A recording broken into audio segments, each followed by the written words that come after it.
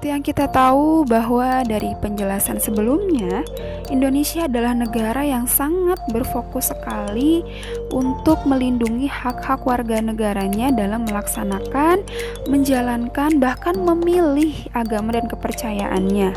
Apa saja sih yang kita bisa lihat dari bentuk kebebasan tersebut? Tentu adalah bagaimana setiap warga negara merasa aman dan nyaman dalam melaksanakan ibadah dan kepercayaannya, yang tentu dengan hal ini menimbulkan yang namanya kondisi kerukunan antar umat beragama. Tapi kita juga perlu tahu, kerukunan itu apakah hanya antar umat beragama? Nah, ternyata di negara kita, di Indonesia, dikenal dengan konsep kerukunan umat beragama yang terdiri dari kerukunan antar umat seagama atau kerukunan internal, yang berarti kerukunan agama yang diciptakan dan dibangun antar umat seagama, misalnya Islam dengan Islam, Kristen dengan Kristen. Nah, kita juga jangan berpikir bahwa kenapa sih Bun harus ada kerukunan umat seagama, kan sudah jelas kita ini seagama. Nah, jangan salah, terkadang dari seagama pun itu bisa beberapa hal ada perbedaan. Contohnya di Islam sendiri kita tahu untuk sholat ada yang memakai kunut, ada yang tidak. Ada yang jarinya lurus ketika at-tahiyat, ada jarinya yang mungkin digerak-gerakan. Nah, yang betul yang mana? Apakah pakai kunut atau tidak? Atau apakah yang lurus jarinya ketika at-tahiyat atau yang bergerak-gerak?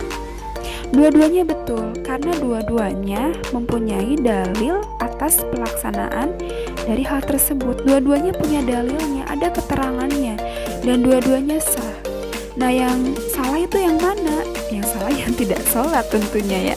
Dan ini harus kita pahami bahwa dalam satu agama terkadang ada beberapa aspek atau hal-hal yang juga berbeda. Dan penting sekali sebelum kita keluar, artinya sebelum kita menghargai umat yang berbeda agama, kita pun penting untuk menghargai umat yang seagama.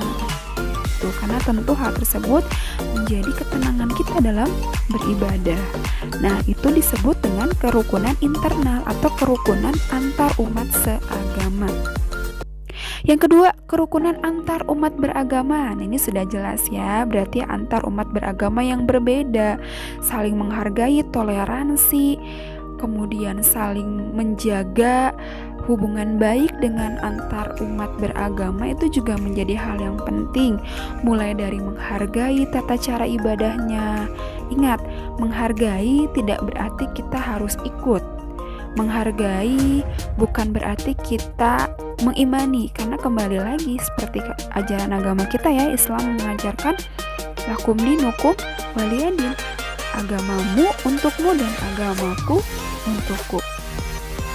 Nah, artinya kita juga harus memahami batasan kerukunan ya, berkaitan dengan akidah ya, kita punya akidah masing-masing, kepercayaan masing-masing, tapi berkaitan dengan aspek sosial, aspek kemanusiaan, kemudian hubungan secara ekonomi, interaksi sosial, tentu kita harus didasari oleh rasa saling menghargai dan toleransi walaupun dengan umat berbeda agama.